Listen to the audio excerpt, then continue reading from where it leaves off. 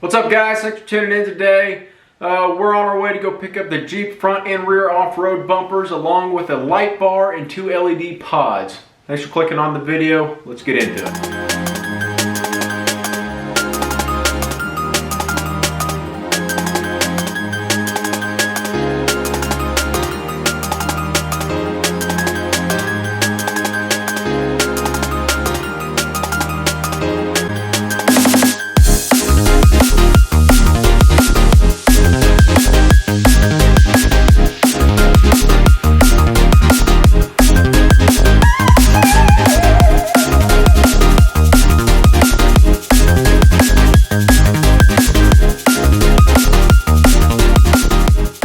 Guys, I realized I didn't give you an update for when we were picking up the bumpers.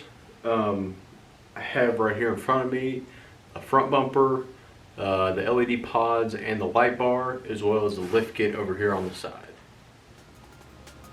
Alright guys, here's the front bumper. As you can tell, it's an off-road bumper. You can see the light bar right there. It has mounting brackets on the top of this bumper. It's not currently mounted. It's hard to see from the video. We do have the LED pods mounted already. In the box over here we have the D-rings and all the mounting hardware for the bumper, as well as the cables and switches for the light bar off to the side there.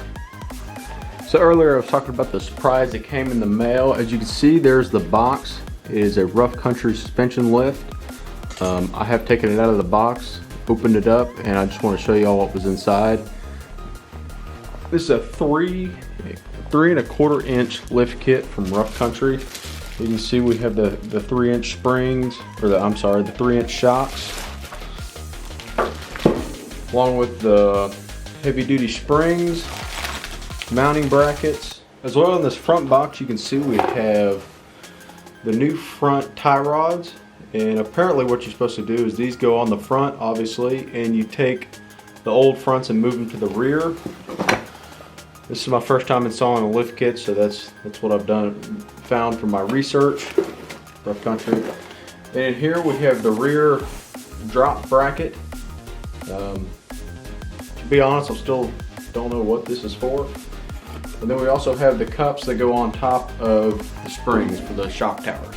Alright guys, stay tuned. We're going to be installing this lift kit in the next upload.